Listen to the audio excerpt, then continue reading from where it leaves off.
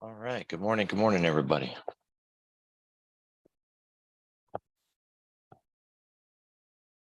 So today we're going to get the FOMC minutes. The main thing is going to be how many of those voting members agreed with the two main non-voting members who keep pushing for another half a percentage point increase. Bullard is out talking this morning, and one of the things he said that really got everybody's attention is his rate projection is 5.37%. That is higher than the original mythical target rate. Remember, their goal is to get to a slightly restrictive level. That first implies you know where neutral is, and then push rates higher than neutral until they are mildly restrictive. It's a little bit of wishful thinking, like trying to build on Jello.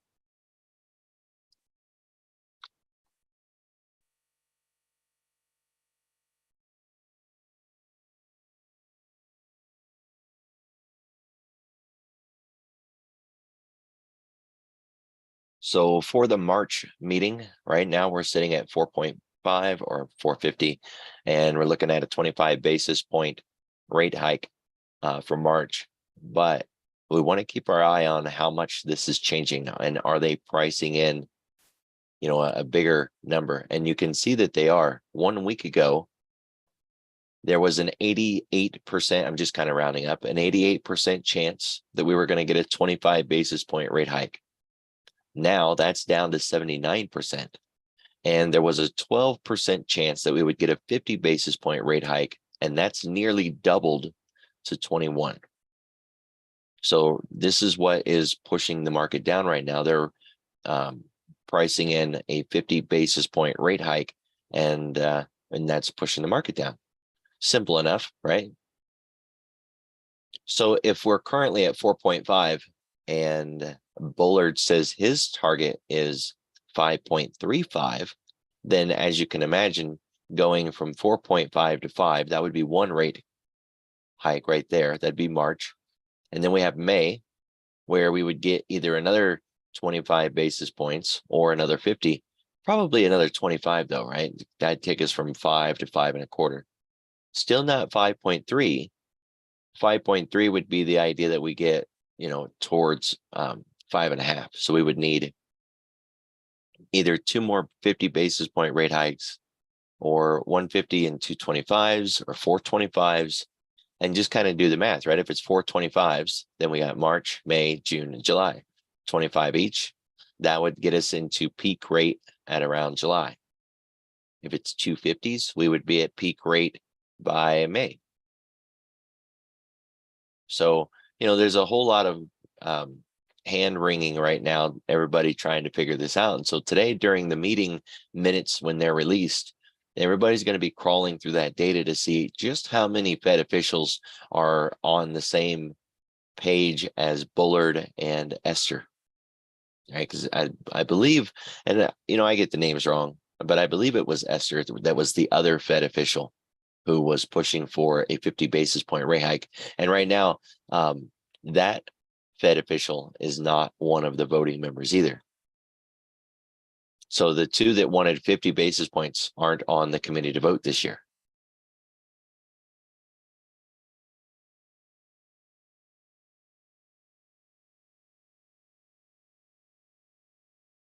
So while, price action is important, we got pivots, we got highs and lows and structure and boundaries. We want to keep track of like rising wedges and support and resistance, supply and demand.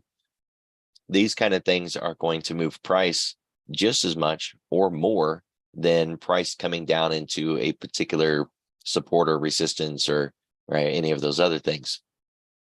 It's not to say that we just throw price right out the window.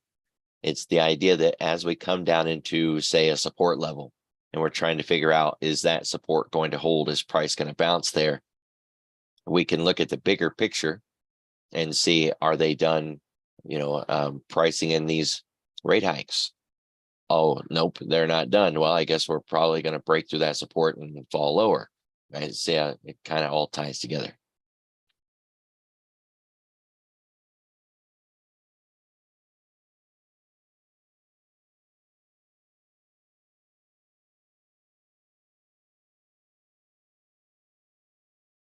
All right, crude and Brent are still stuck in that range. Nothing new there.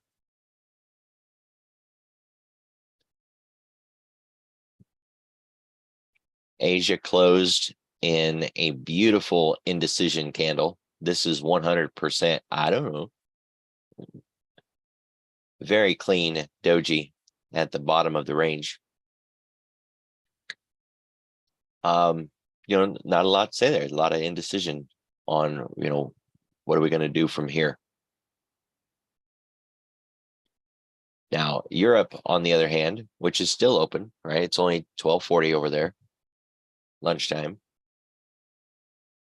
Coming down into this lower angled support line. And we are off of the lows of the session in Europe, right? We hit support. Now we're rallying back up off of those lows. How we close on the day will matter, right? Just like yesterday at 10:30, the market got that little bit of a shock. It didn't last, and we kept falling from there, but there was just a little bit of a percussion of pressure that went through the market at around 10:30 yesterday. That was Europe closing. Let's see what we get today.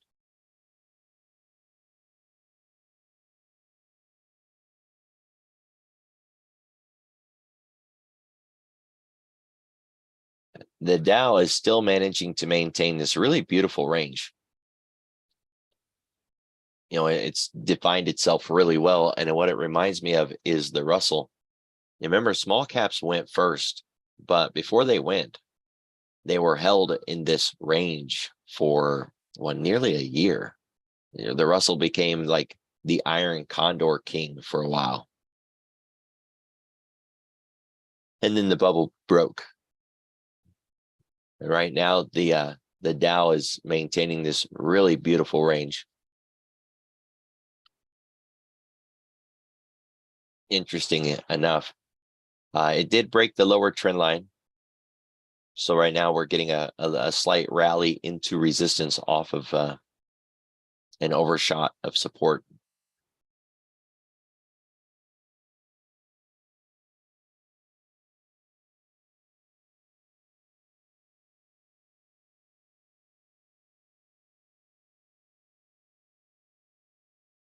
We also have, other econ today, including some job data. I was going through some research yesterday. It's kind of worth looking at, considering we do have jobs data. They were talking about the October low, right? And is it the low? So just for a little bit of a recap, what we're talking about is this low back in October, 3,500 on the ES. Is that the low? Are we done? Or are we actually going to see a lower low than that low? Simple enough question.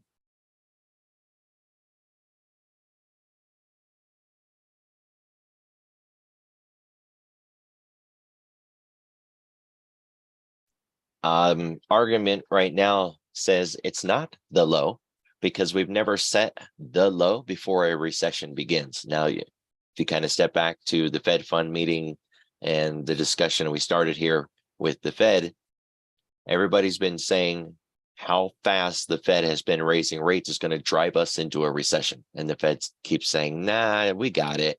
We can raise rates really fast and still get this mythical soft landing and not drive us into a recession. That was before we actually had all the data. So as more and more data has come out over the course of the year, everybody's pretty much in an agreement that, yep, you're going to cause a recession. You're going to have to keep raising rates until we are in a recession, as it seems to be the only way to curtail this runaway inflation. And the Fed said, okay, well, we're okay with that. We'll drive you into a recession if that's what we got to do, as long as it kills inflation while we're at it. Kind of like giving chemotherapy to somebody, right? It's poison. It's killing you and it's killing the cancer, and they're just hoping to kill the cancer before it kills you. That's kind of what they're doing with these rates. The thing is, historically, there's never been a low set if we have not begun the recession yet.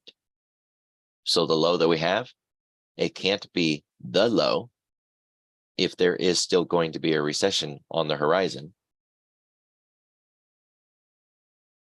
And the other thing is the October low can't be the low because the 2-year yields have not set a peak, and we've never had a low in the S&P while the 2-year was still setting new highs.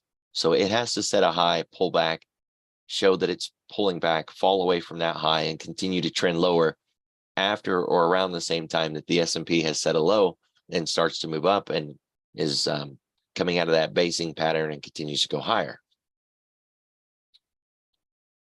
The wonderful world of statistics, technical analysis, seasonality, looking back at what's happened in the past to try to get an idea of what we're going to do going forward. This is why we do that kind of work, right? To get a better idea of what's going on.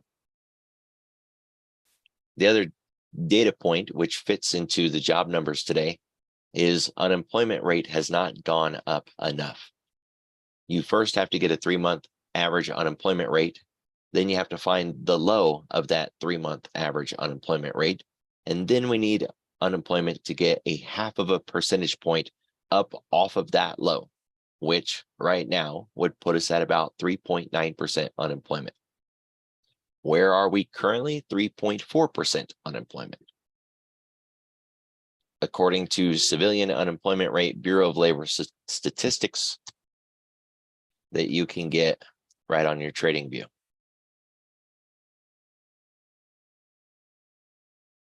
So is the October low the low? According to those 3 data points, no, it's not. We're still going to go back down, revisit the October lows, and set a lower low than that. But all of that is dependent on the idea that we do actually get into a recession. So if the Fed pulls off this miraculous soft landing, or even what I've heard some say now, no landing at all, such a mythical creature, then all of that would be out the window. The October low is the low, and we would not revisit it and just keep going up. We do have Bostic speaking again at 9:30, unless, or I should not say again. We had Bullard. We're going to get Bostic, and we're going to get those meeting minutes today.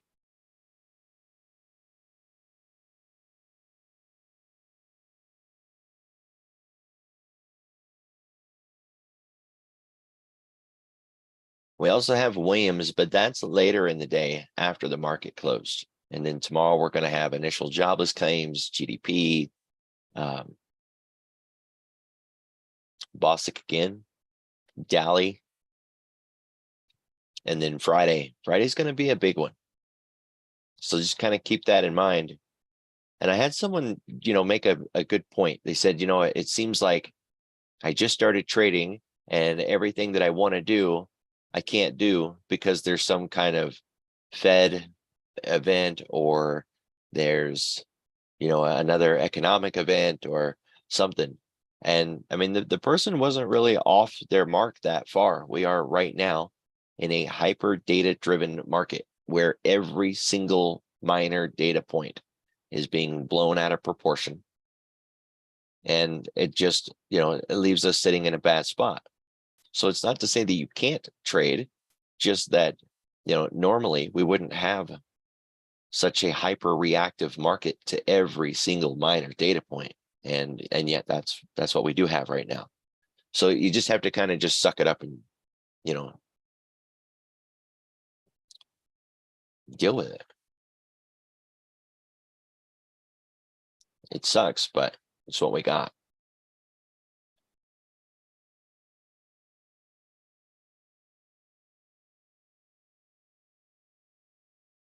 Cumulative volume in the overnight, 175, well off of the 100 mark. So it's above the low. and yet it's below the 200 mark, which would be concerning if it was that high. We had a very narrow IB in the overnight. IB is the initial balance between 6 and 7 p.m. And as you can see, it was really muted. Then we started to get some shenanigans, which tied in really nice with that move in oil this morning at CL.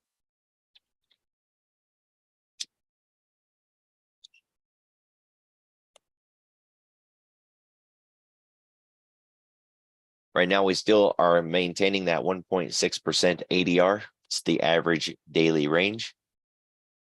For an upside move, the full entire ADR today would get us up to the high of yesterday. So we wouldn't get an inside day breakout at that point.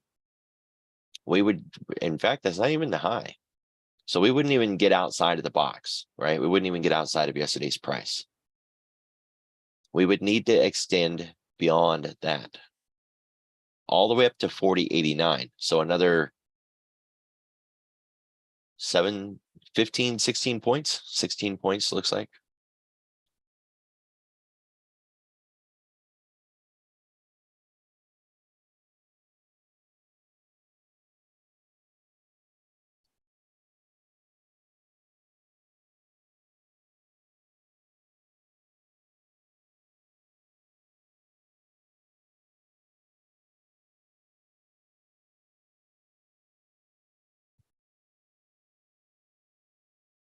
We are back in the box.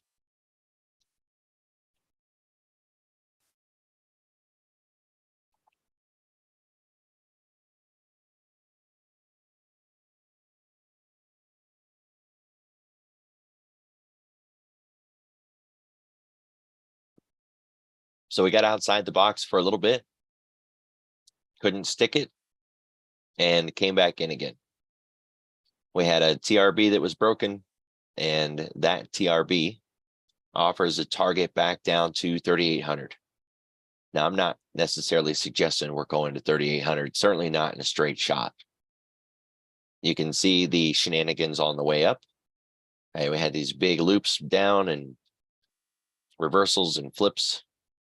So very likely we're going to see the same stuff on the way back in the other direction.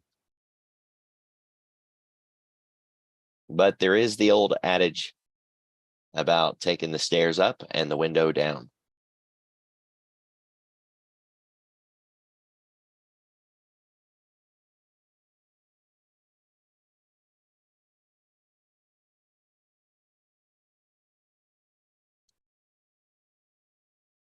$10-day, 30-minute volume profile. We are losing the classic D shape, and we're starting to get more of a classic P shape. These are volume profile patterns.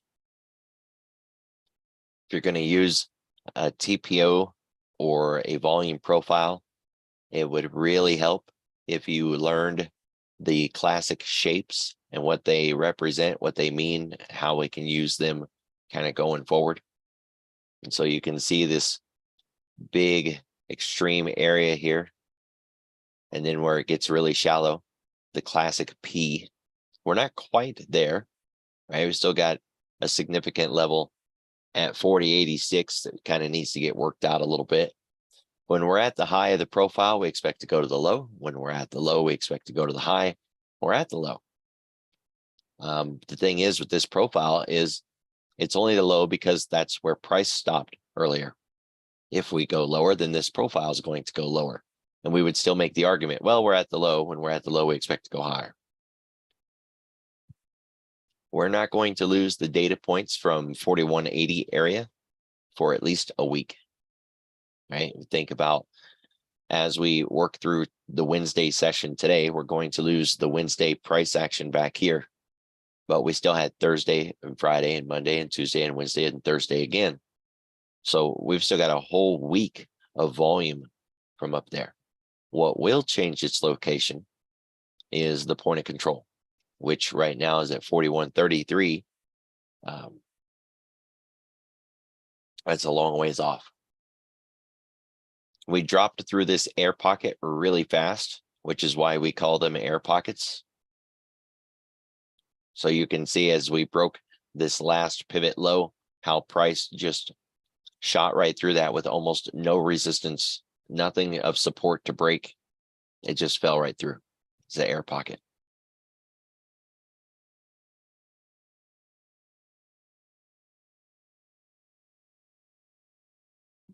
We don't have a VPOC from yesterday since we've been tangled up where that point of control was all through the overnight last night.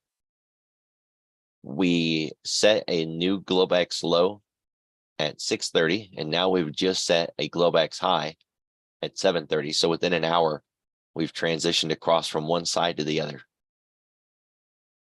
We're just getting started. I think it's going to be a pretty wild day. We do have a VPOC at 39.88. Nothing else within range. There is another one at 38.90, but that's a long ways off. And then we've got one at 4,100. Again, that's a long ways off. We are underneath the anchor to VWAP. It's not the first time this year that we've been underneath it, but we're going to be watching it really close to see if we can keep it, right? If we can get back above it or not. We're also outside the weekly expected move. Well, we were. Looks like we're back inside already. So that low, 40.1366.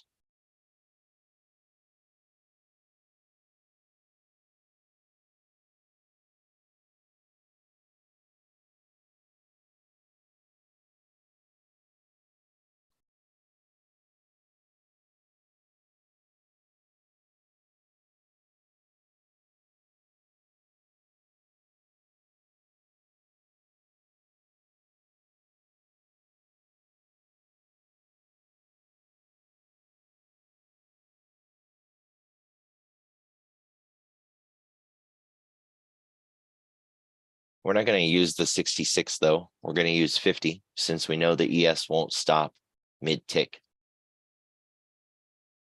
Yeah, that makes sense.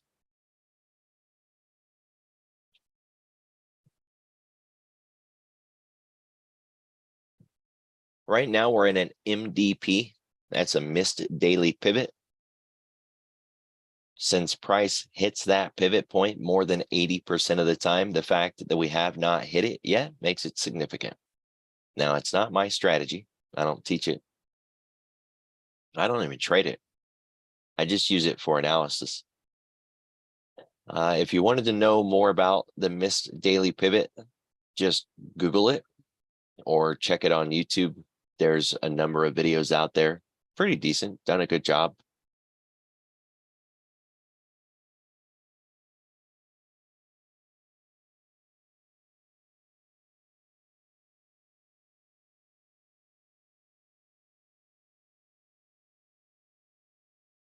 All right, so we set a pretty good low yesterday on how far away from the 10-period daily moving average we are, or we were, right? And it's always worth paying attention to the idea that once we start transitioning back up after setting a low, we generally make that move back up. Not always in a straight shot. You can see where we came up and then we came back down and then we went and made it to the zero line.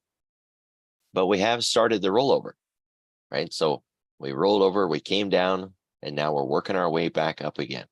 Now the day's not done. So the current swab bar here or histogram bar, since the day isn't done, this doesn't count. We can't say that it's a higher spot until the day is done. But so far, we're coming up off of that low.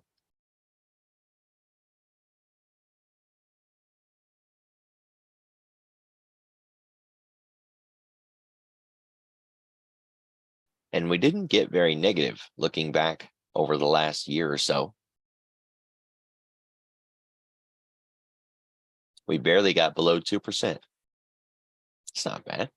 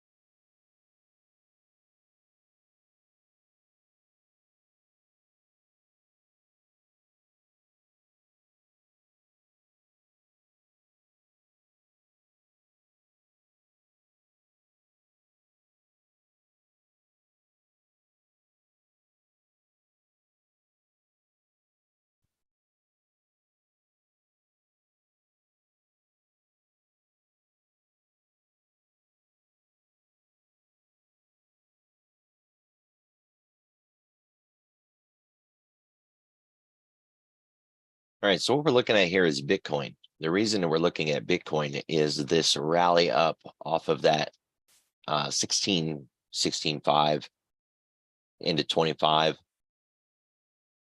There's been an argument that Bitcoin is a great representation of risk, right? It's just about the riskiest thing you could put money in right now. So when we see it getting significant money flow, then it kind of implies, a lot of risk on sentiment. And when it starts to fade off, then so does that perception, right? That point of view of a strong risk appetite or animal spirits, or put whatever analogy you want in there. So it's still strong. Sure, we're on the fade a little bit, and that fade makes sense after such a significant move in such a short period of time, but we're still maintaining, right? We're still sitting up there at that range. So one of the checkpoints or criteria that we want to keep when we continue to look at the S&P and kind of ask, are we going to go lower? Is there still an appetite for risk? When we look at Bitcoin and we see that it hasn't fallen yet, the risk is still there, right? The appetite is still there.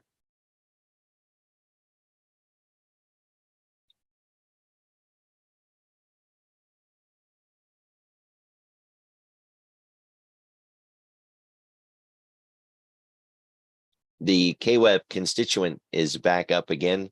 They were in the news this morning talking about the 4 big financial firms.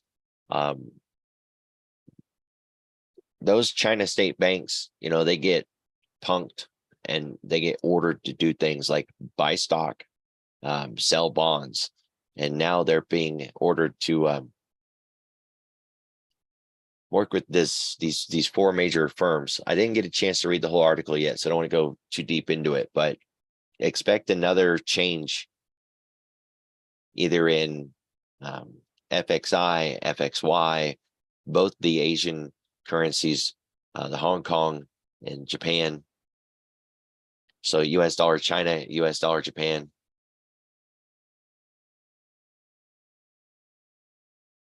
Right now, KWEB gets on our radar, and that sends us over to Baidu, Baba, Neo, JD, PDD, all those China constituent names.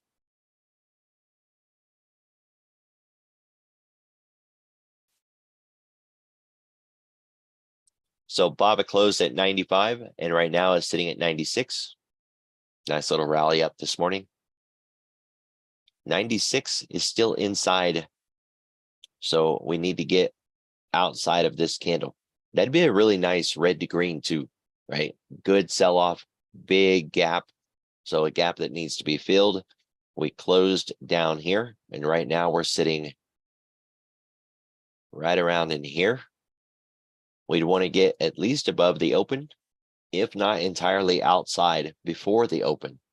The idea behind that is if we can open higher than this level, then we start to see price fade down a little bit, find that as support, rally, get an inside day breakout, and we target $100 level. $100 level is a really important level, and it doesn't matter if it's Baba or anything else. The $100 level is just a big, big psychological level. Always pay attention to that as a magnet. We've also got this gigantic head and shoulders, right? But it failed.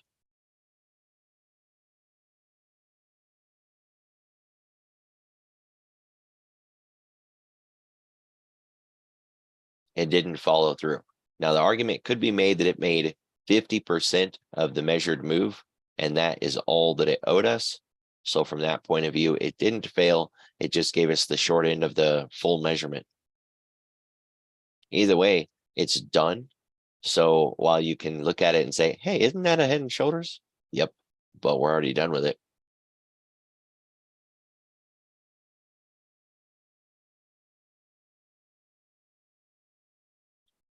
Right now, we're setting up for a TRB, be a trend line breakover. And we've got this gap that needs to be resolved. So an inside day breakout with a red to green and a potential TRB. That's 3 different strategies all piled together.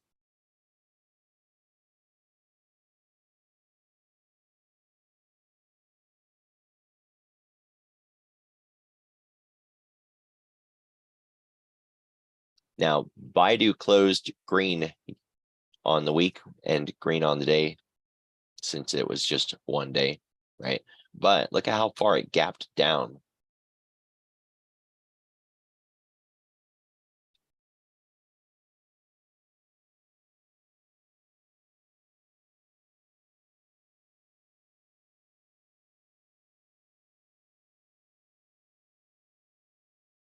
If we turn on candle trend, it's just a hollow red. It wouldn't even be green, because even though we closed higher than we opened, we closed lower than the previous day's close. Looks like it closed the gap. Nope. You know what? I spoke too soon. It did not close the gap yesterday. So this gap still exists. And now this morning, looks like we're going to have another gap. We closed at 140 and we're looking to open at 150. That's a significant change in price, guys. We're talking about opening way up here.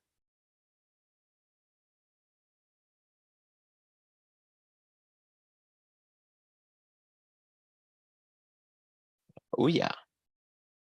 Nice little bull flag. Market maker move of 8.44% on top of the ADR of 3.7.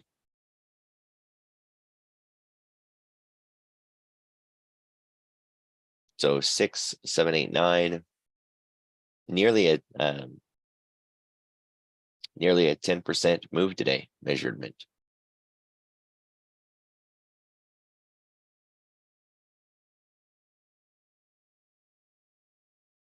There is a gap to close at 152. So if we don't hit that in the pre-market, that's going to be the target. Ooh, we didn't hit it yet. Let's mark that out and take a look at it.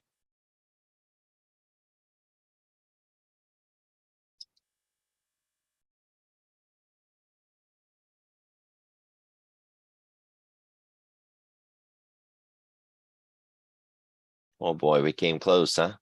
Close doesn't count. Hand grenades and horseshoes.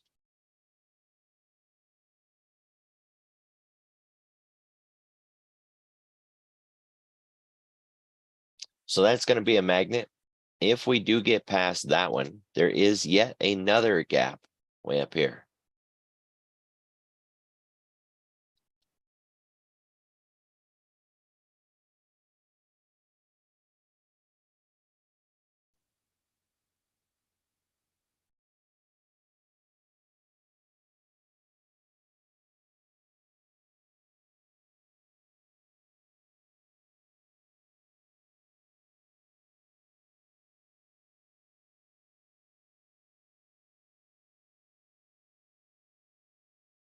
All right, PDD is another one that fits into that China ADR list. Closed at 84.5, sitting at 86.3 this morning.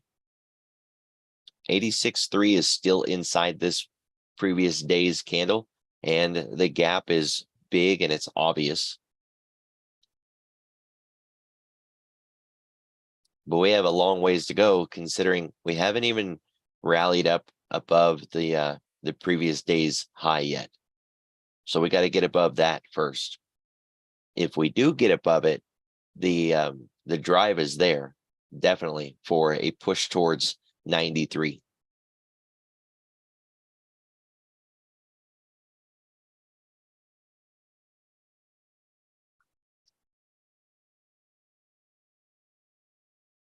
JD also is up, but only slightly, and I would say is actually being ignored this morning compared to everything else that we've just looked at.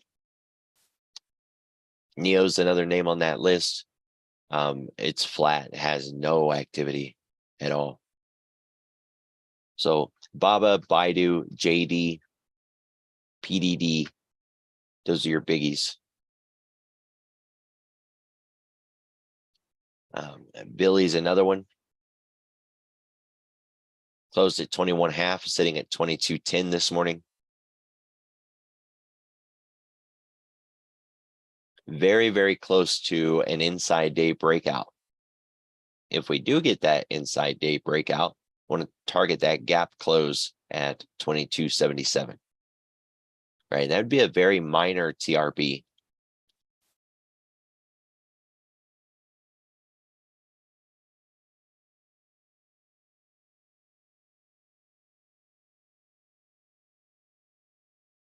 Right, bonds are up slightly.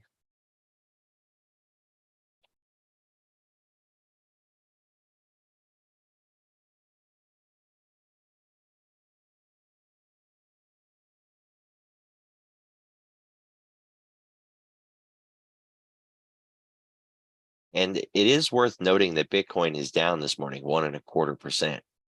Emerging markets is also down, even though KWEB is up. Now, it's very likely that KWEB is up because of that explosive move in VWAP. Only that. Oops, maybe it's Baidu, not Baba. Yeah.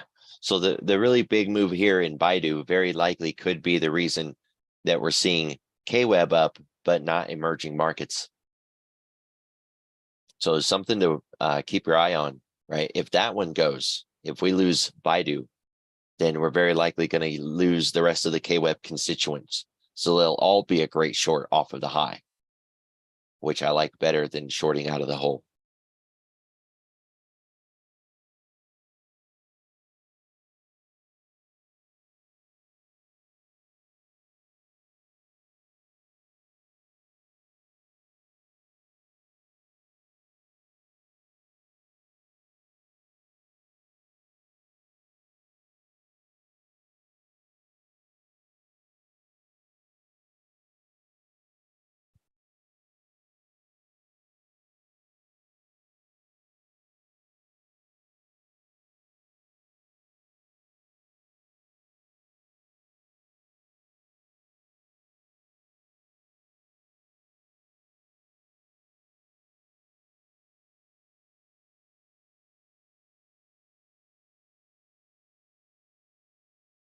So Tesla's up nearly $1. Had a really nice doji candle yesterday. Closed at 197.37, and this morning we're at 198. But for an inside day breakout, we need 199.5. Right, and that's really close to 200. 200's a good level, but it's not as psychologically impactful as the $100 level. Apple also up this morning, closed to 148.48, and is up to nearly 149. So it's up a little bit, not very much. You can see that strong trailing moving average, right? We dropped really fast and outrun that moving average on Apple, but we peaked above it yesterday and we didn't keep it. And even if we did close above it, you can see where we closed above it back here, and it didn't matter, right? We closed above it, and then the next day we opened gapped down, nearly an inside day breakout. Not even nearly, that is an inside day breakout from the open, and a nice continuation to the downside. So this morning, at least so far, we're not seeing very much out of Apple here. It needs to get up to that 150 and get above it. The very first thing, though, is going to be that white line. So 3-period moving average. You could use the 4, the 3. It's not rocket science, right? Just pick one, doesn't matter. Consider that a surge indicator, right? The 10 works really great for momentum. The 3 or the 4 is really great for surge.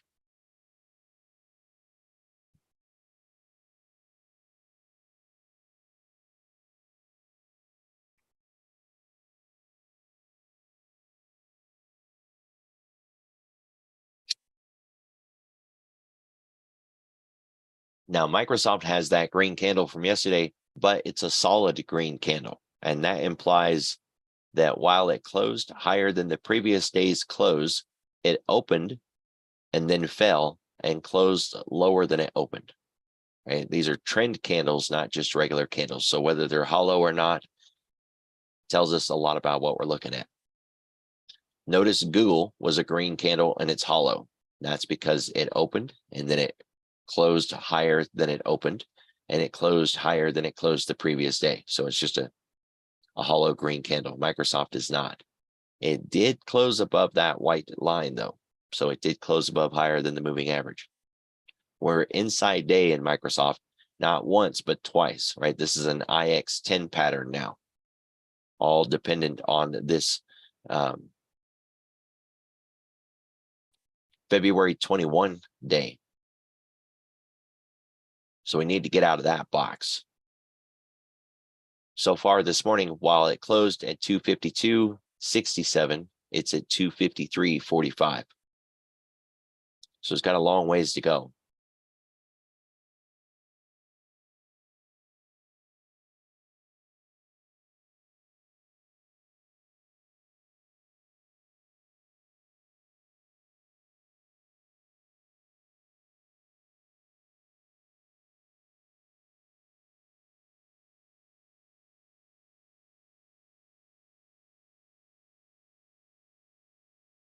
Oh yeah, you know, we changed this chart last week. I forgot I showed you guys that little trick. We're on a 12-hour chart, not a daily chart. And so these aren't daily candles. These are, quote, intraday candles. They're live, they're now.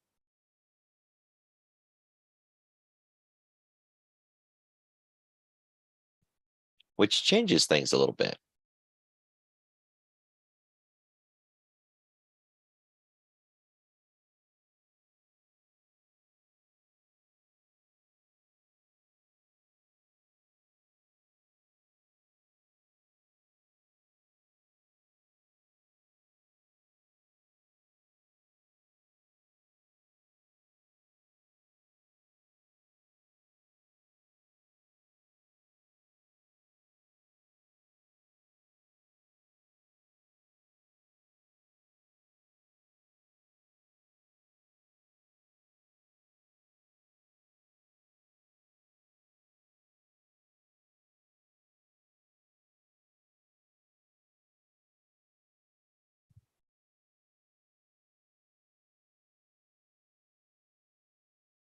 All right, so now all of these are that daily.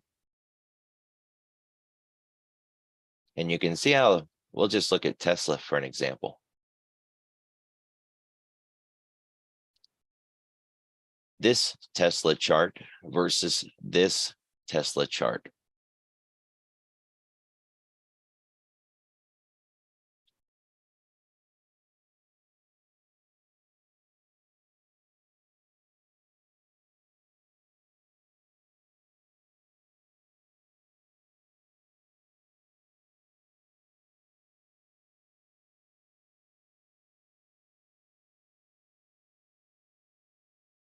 The whole point of it is that the bid and the ask that you see right there is also the actual real price that you see on the side of the chart. Whereas with this one, what you see on the side of the chart is where we closed, and you have to focus on the bid ask to see where we're at, and it's not reflected here on the side.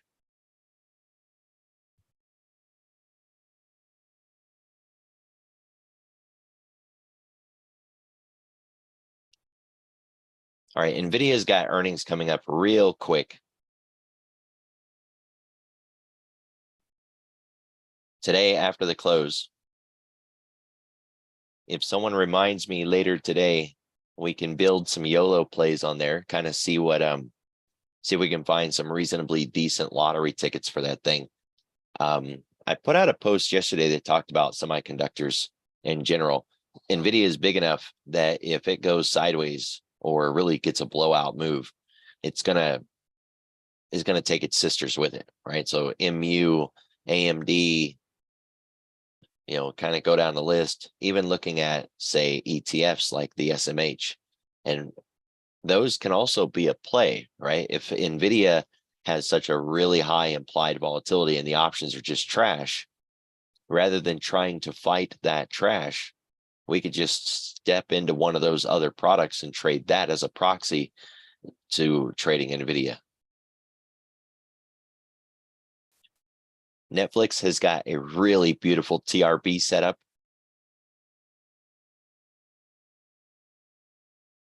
So we're kind of looking for the follow through in that one this morning. We're right at 338 with the bid ask 338 and then 338 half. That's a pretty wide bid ask.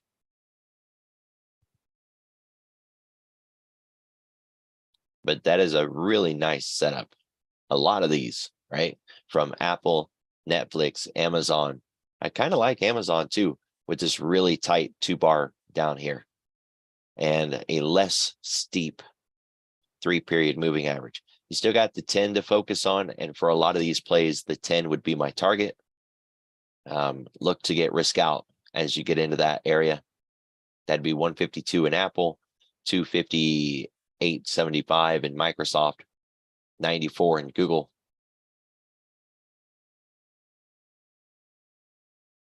PayPal's not looking so hot yet, but I do like how price is gathering up here. If you've read that book by Grimes, when he talks about a pre-breakout consolidation, that's it right there.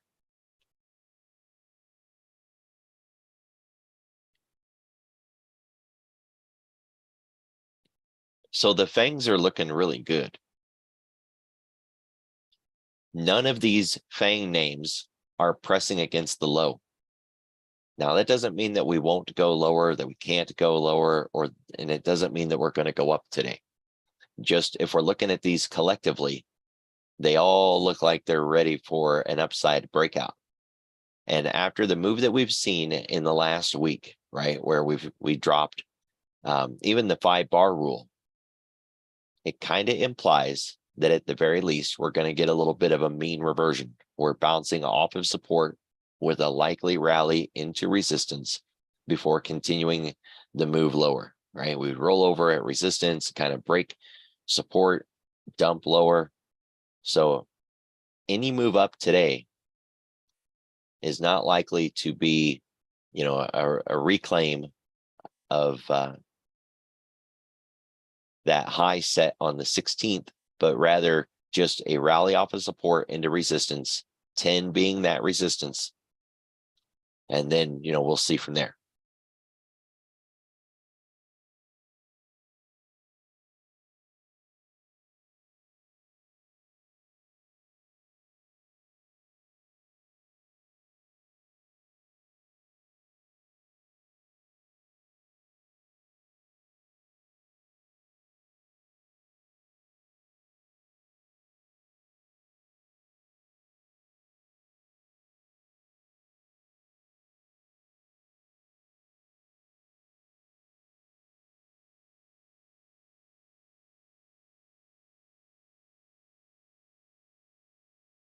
The move index in the last 5 days has really moved. That move index is volatility on the bonds. It's really picked up. Now that thing doesn't print all day long. It's like a daily snapshot. So, looking at where it's at, it hasn't done anything because it only gets updated once a day. But we've got the 5-day relative strength, and it's above 9%. In fact, it's nearly the highest name on the list. Other than volatility levels like the VIX and the NASDAQ VIX and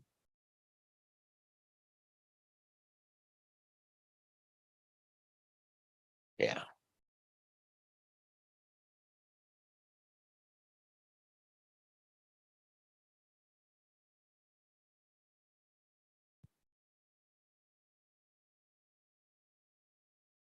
Now we've got a little bit of a lift in nat gas. Now we've talked about this before. This thing needs to prove itself. It was starting to form a relatively clean base here, and then it broke all of that, threw it in the trash, and has now set a new low. So now it needs to reprove itself all over again and continue to start to build a base along this low. If you get out to like the weekly and the monthly, it hasn't even begun to base, right? It's nothing yet. So the fact that we're up even a little bit this morning doesn't inspire much, right? So got a long ways to go. Someone said yesterday, this is one of the most classic, cleanest examples of a crash that they've seen in a while. And I like that. It's a fresh, clean chart. And if you're, learning technical analysis and you want a great example of different things, there's your example of what a really beautiful crash looks like. Textbook.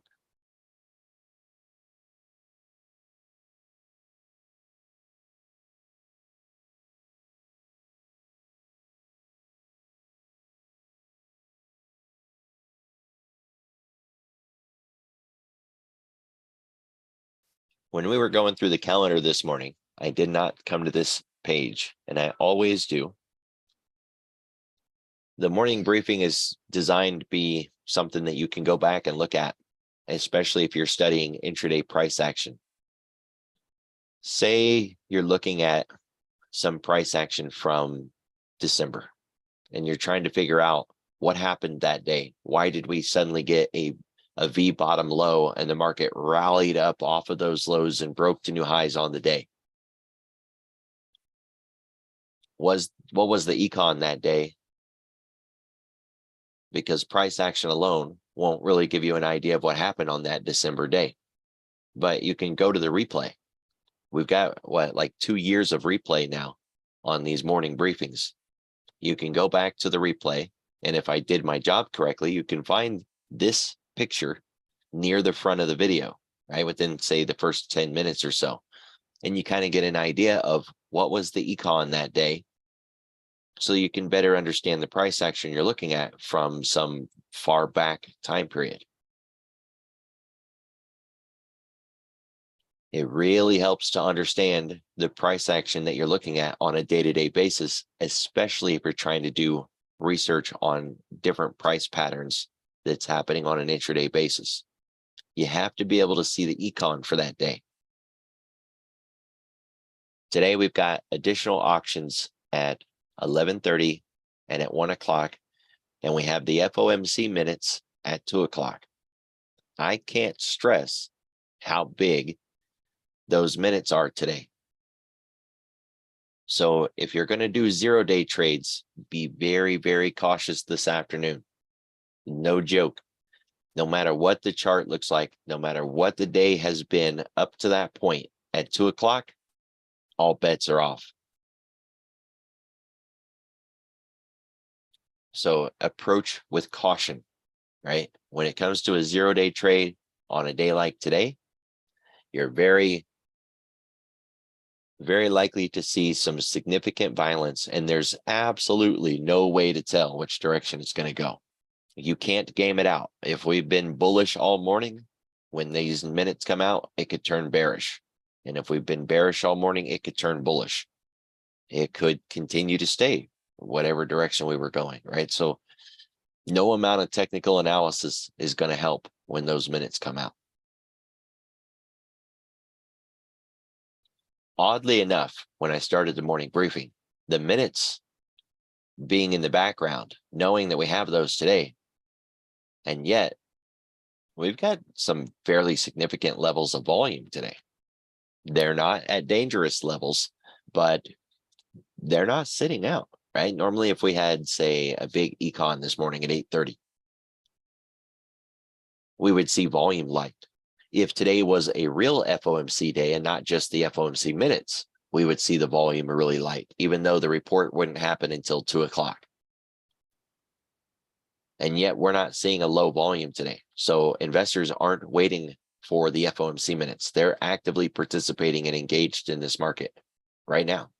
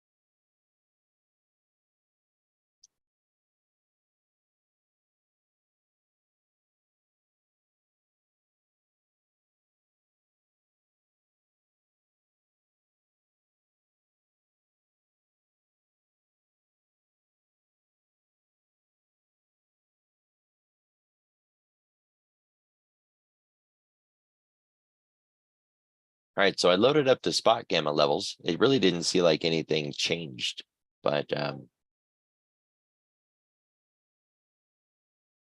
threw it on there anyways. We are still below the volatility trigger, and we've got a large gamma level at 4,000. Not much of a surprise. 4,000's been the topic of conversation for a long time now.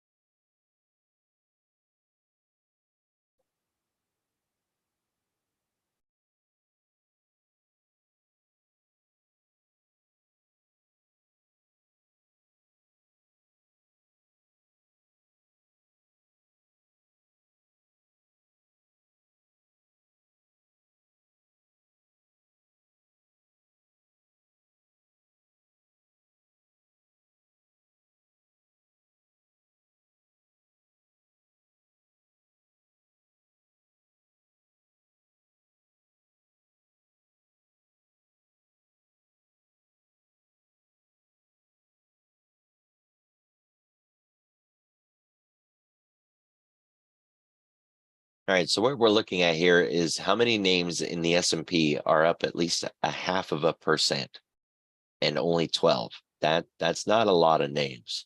So let's take the other side. How many names are down at least 0.5%? 4. So we got nothing, right? We're really flat out there this morning. For the Nasdaq, 21% of the Nasdaq is up at least 0.5% this morning, and again, that's really light. PDD, JD, so it's a lot of those BABA China ADRs, right? This just really doesn't look good. It's not inspiring or convincing or in any way suggesting we're going to get some kind of move or even a reciprocation, right? Some mean reversion, linear regression, least squared methods, dot plot statistics, something pushing us back towards the average, and nothing.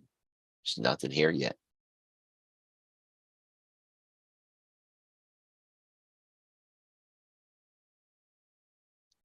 For the Nasdaq, how many names are up at least 1%? 8.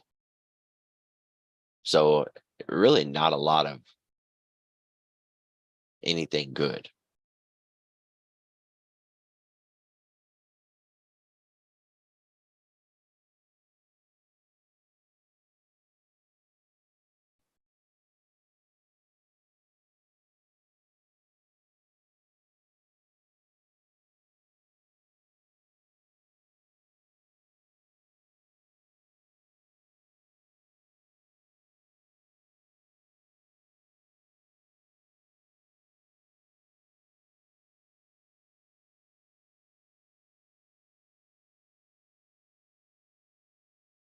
Okay, so right now we're looking at the S&P 500 pre-market.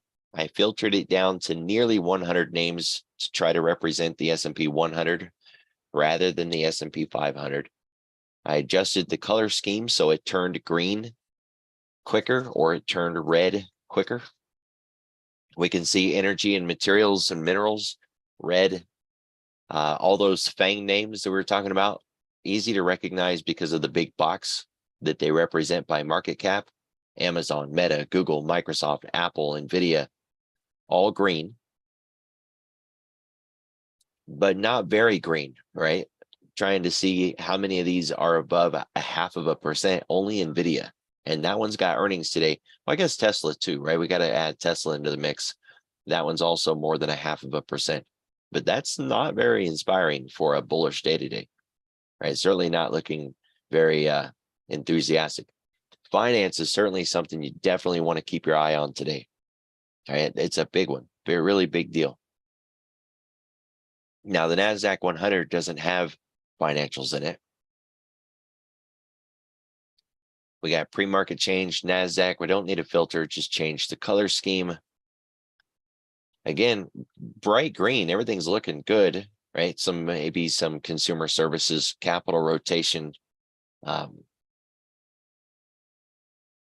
But even the things that are green aren't very green. Now, on one side of the fence, I like that. I like that something isn't very green because I don't want to try to go long in something that's already up 8%. But on the other hand, if we're trying to see some follow through, then we actually need a little bit of convincing.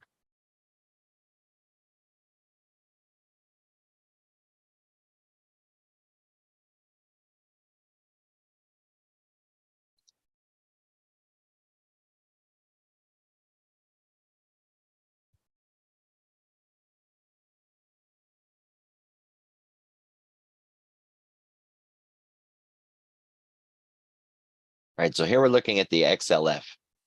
Got a TRB, or at least a trend line break.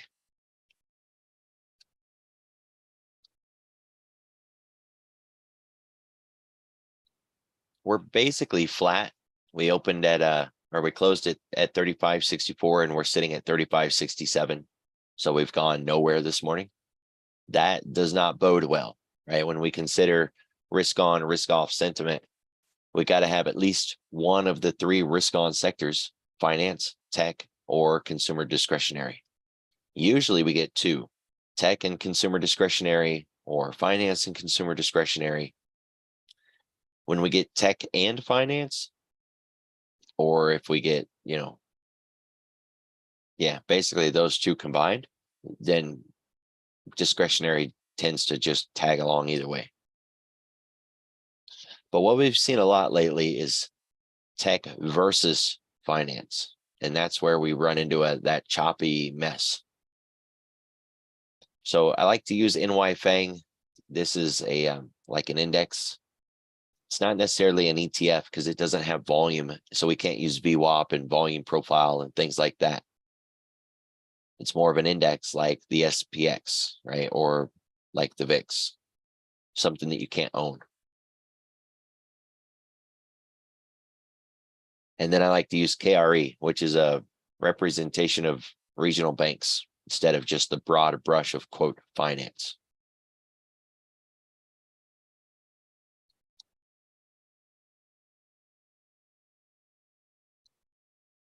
If we were to use XLF and XLK, the picture really didn't change that much.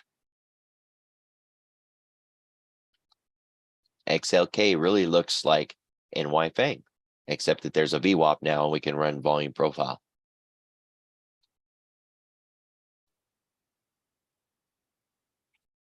Either way, that move in the financials yesterday was significant, especially the recovery of, right? So they really came up off of those lows after hitting that monthly level that I've got marked. And they're doing, reasonably decent this morning, as opposed to tech, which just, nosedived all the way down into the close yesterday. And sure, I mean, they're up a little bit in the pre-market, but finance is the thing to watch today. So most definitely keep your eye on the FANGs. But if you're looking for what's going to drive the S&P today and turn corners, it's going to be finance. Watch the clock, keep your eye on the news, keep, Fed speakers today, additional auctions, and FOMC minutes.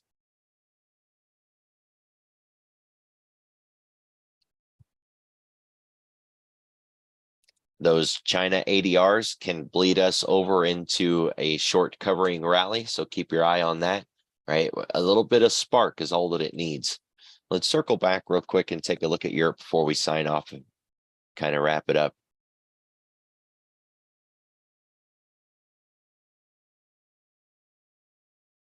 Now remember, they close at 10:30, so they've got time to change how they look.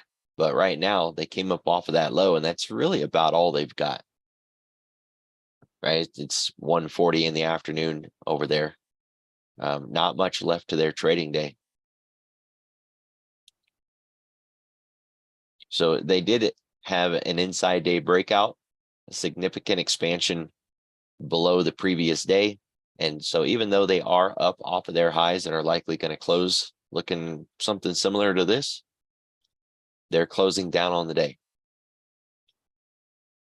It wouldn't hurt to dig in a little bit and see what markets over there brought them up off of that low, because that could be the same markets that'll continue that push today in our market. So, was it tech? Was it finance that brought us this recovery in London in the European session. See that bleed over for us. We don't have time left to do that. I've been on here more than enough. So everybody be careful. Have a good day. If you have questions, by all means, hit me up.